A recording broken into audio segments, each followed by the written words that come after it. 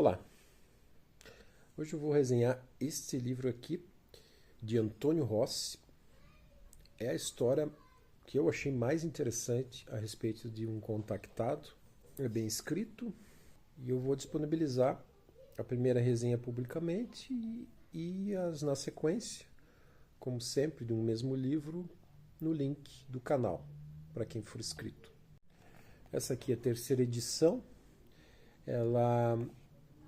Eu consegui num sebo e está bem conservadinha. Muito legal ter conseguido essa história num livro ainda físico.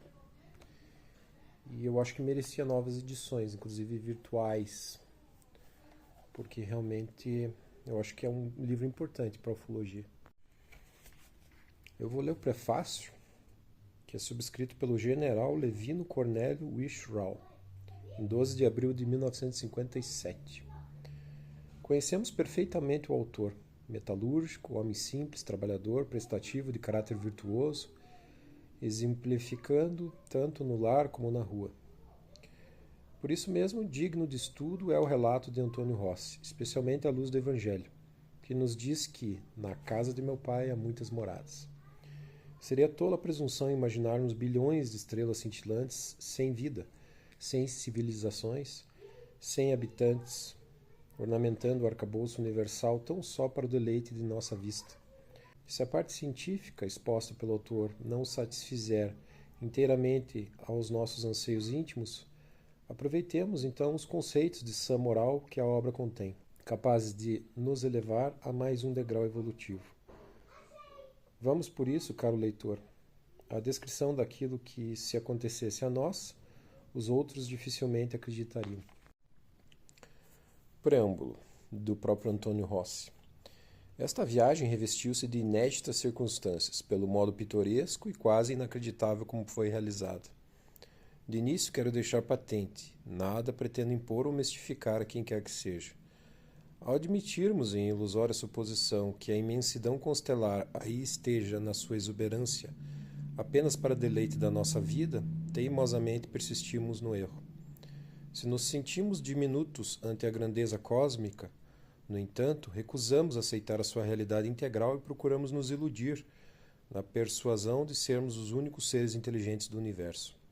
Portanto, nós, os iluminados, os privilegiados, ainda preferimos preservar na incongruência, continuando a recusar aquilo que sempre foi lógico e universal. Aprendi que a verdade pode e deve ser proclamada a todos, em qualquer época e sob quaisquer circunstâncias. Daí a razão deste livreto. Por conseguinte, envidei esforços para, dentro do meu simples linguajar e modestos conhecimentos, narrar os fatos passados, comigo, bem como relatar o que de magnífico me foi dado presenciar naquele maravilhoso e tão estranho planeta.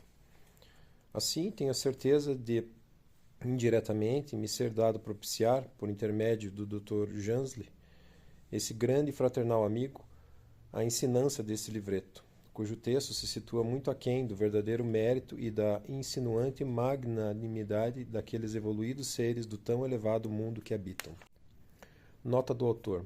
Caro leitor, ante a falta de vocabulário para facilitar a expressão, fica convencionado que, ao deparar com o emprego de verbos como dizer, narrar, falar, proferir, enunciar, exprimir, contar, relatar, referir, expor e outros congêneres indicativos da ação ou efeito de exprimir por parte dos habitantes do desconhecido mundo, é de se entender que nada foi articulado ou pronunciado por eles. Porém, as palavras me foram sempre transmitidas pelo olhar, na silenciosa propagação do que denominei telepatia visual.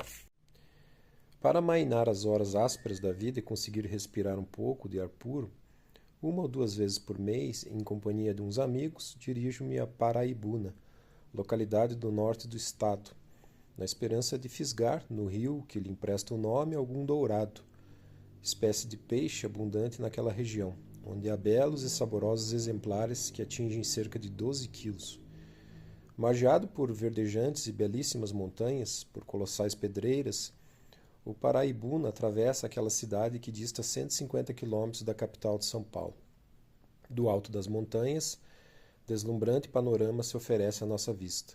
Lá embaixo corre o pedregoso rio a se contorcer, convidando a lançar em suas águas os nossos anzóis e ofertando-nos, à sombra amiga de suas árvores, um repouso físico e horas de imperturbável paz de espírito.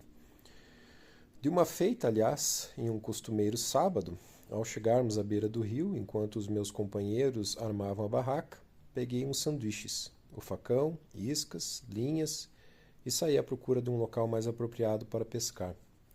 Ainda não conheci pescador que não tivesse as suas preferências técnicas e predileção por determinado sítio. Assim, procurei um recanto mais adequado, afastando-me dos companheiros. Logo deparei com um convidativo lugar.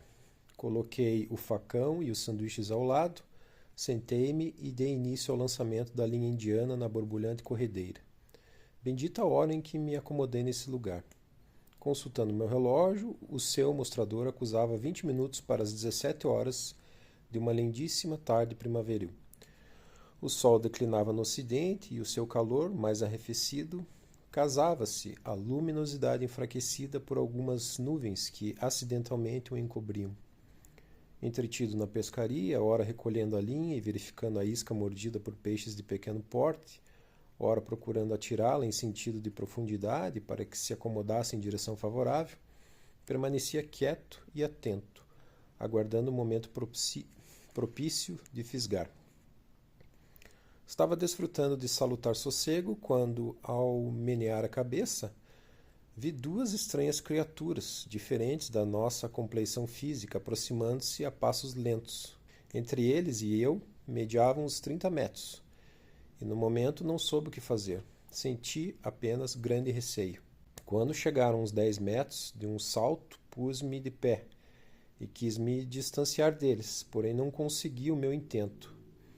Meus pés estavam como que chumbados ao solo. Estarrecido e suando por todos os poros, vi-os avizinharem-se de mim.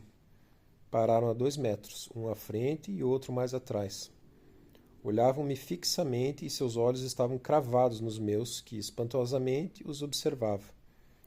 Estático, impossibilitado de articular qualquer som, na condição de incapaz, senti decorrer um dramático e interminável minuto. Eles não se manifestaram de pronto, mas, esboçando um largo sorriso, continuaram com os olhos sempre fixos, parecendo pretenderem ler os meus pensamentos. Comecei então a raciocinar. Paulatinamente, recobrava a calma e, com certa dificuldade, arrisquei um muito inexpressivo cumprimento, balbuciando: "Boa tarde". No entanto, para maior espanto meu, não obtive resposta alguma, mas percebi pela expressão de seus sorrisos que suas fisionomias se tornaram mais paternais, evidenciando satisfação. Vencida a primeira impressão de pavor, evidentemente, pude ver se tratarem de entes de diferente compleição física, pois estavam absolutamente nus. Não possuíam órgãos sexuais, eram muito altos. Deviam pesar cerca de 120 quilos, tinham somente 2 dedos em cada mão e em cada pé, sendo desprovidos de cabelo. Permaneceram sorrindo e de seus olhos, exageradamente grandes, emanava um ar de estranha doçura e bondade. Por isso, criando mais coragem, esbocei um sorriso algo amarelo e lhes perguntei: "Desejam alguma coisa?"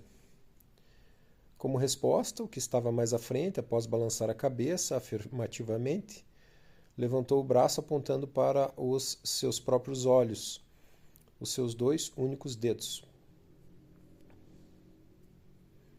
Não compreendendo o seu gesto, olhei fixamente para ele, esforçando-me por interpretar sua misteriosa atitude. Daí a pouco começaram os meus olhos a receber uma espécie de claridade, certa lucidez esquisita, percebida pelo meu cérebro, agora registrando em forma de palavras os pensamentos que aqueles estranhos visitantes me dirigiam. Nada proferiam, contudo eu sentia com clareza a emissão dos seus pensamentos, concebidos por mim como se fossem frases articuladas. Sem emitirem qualquer som, possuíam a faculdade que poderíamos denominar de fala visual. Comunicavam-se, portanto, pela silenciosa expressão do olhar, transmitindo a fala visual ou telepatia visual. Procurando ficar atento e perscrutar, passei a perceber o que me transmitiam. Aqui estamos com a paz de Deus. Somos habitantes de outro planeta e não tenha receio, porque nenhum mal lhe causaremos. Nossa missão é benéfica em todos os sentidos, tanto para você como para os seus semelhantes. No exato entendimento do que me transmitiam, quedei-me atenciosamente e eles continuaram o monólogo. Tenha confiança em nós, que viemos convidá-lo para visitar o nosso mundo. Não estamos exigindo, apenas o convidamos. Se aceitar, será de sua espontânea vontade. Dentro de poucas horas, lá chegaremos. A essa altura, o meu cérebro, na sua íntima compreensão, já concatenava melhor as palavras que passaram a se tornar coerentes dentro daquela misteriosa forma de linguagem. Inexplicavelmente, depois sobreveio, sem que pudesse atinar com a razão, maior facilidade de entendimento. Assim, continuaram a me transmitir a sua fala visual. Garantimos trazê-lo de volta com a mesma saúde e disposição em que agora se encontra. Então, poderá relatar aos seus semelhantes tudo o que viu e aprendeu. Reflita bem, é uma grande oportunidade que lhe oferecemos. Muito desconfiado, olhei de esguelha para o facão, pensando na excelente arma de defesa, quando, com um real espanto, um deles, dando uns 3 passos com moderação e certa elegância, abaixou-se, apanhando-o de sobre a pedra. Sem concluir o resultado dessa atitude, o vi aproximar-se de mim com um sorriso nos lábios e oferecer-me a arma que segurei receoso, dependurando-a na cinta. Ante aquele gesto de confiança, passei a raciocinar com mais clareza, ponderando. Se quiserem, podem me agarrar à força, pois são muito mais vigorosos e fortes. Evidentemente, são pacíficos ou desconhecem a valia de um facão. É o que dizia a mim mesmo, continuando a lhes fixar os olhos, dos quais irradiavam simpatia e serenidade, quando o meu interlocutor, apontando o caminho entre as pedras, me transmitiu: Vamos? Surgiu o nosso primeiro diálogo, porque, imbuído de outro estado de espírito e na suposição de não serem agressivos, mas pacíficos, lhes perguntei, mantendo sempre os meus olhos fixos nos deles: De que forma podemos chegar ao seu mundo? Você já ouviu falar em discos voadores? Já, disse-lhe eu. Nós somos tripulantes de um desses discos. Quer ir? O nosso volitor nos aguarda aqui perto. O que é esse volitor? Indaguei curioso.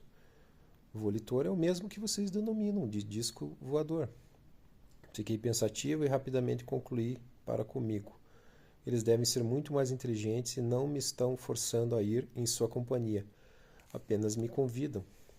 Acompanhe-me se quiser ir, acrescentou um deles. Isso posto, começaram a andar e eu aguardei que se distanciasse. Ao tomarem certa distância, resolvi segui-los para ver onde iam. Caminhei atrás deles. Não obstante, receoso como estava, percorri um pequeno trecho entre as pedras com o cuidado de tê-los à minha vanguarda. Foi aí, após contornar uma grande pedra, que tive a maior surpresa da minha vida. Deparei numa baixada com um enorme e desconhecido aparelho. Fiquei assombrado e impotente para qualquer ação. Parei. Atônito, olhei aquele colosso que causava medo e fazia-me diminuto ante o desconhecido. Logo vi ser a coisa originária de outro mundo. Fatalmente devia proceder de um povo materialmente muito mais avançado. Durante alguns minutos aguardei na condição de insignificante espectador por algum imprevisto acontecimento. Tratava-se de um aparelho estranho, divergindo de tudo quanto até então conhecera em meus 35 anos de existência. Era um objeto inteiramente polido, contudo não reverberava, de cor cinza pálido. Tinha a conformação de uma guarita e media, possivelmente, uns 30 metros de diâmetro. Sua altura, até o máximo de sua cúpula, deveria ter uns 9 metros. Estava absolutamente pairando no ar, livre de qualquer contato com o solo, numa distância de mais ou menos meio metro. Suas linhas impecáveis de contornos aerodinâmicos lembravam os mais ousados desenhos de nossos técnicos em matéria aviatória. Nunca poderia imaginar uma composição tão estética e perfeita reunindo em si harmonia, estilo e grandiosidade. Ali, contudo, me encontrava à frente de um verdadeiro, genuíno e autêntico disco voador.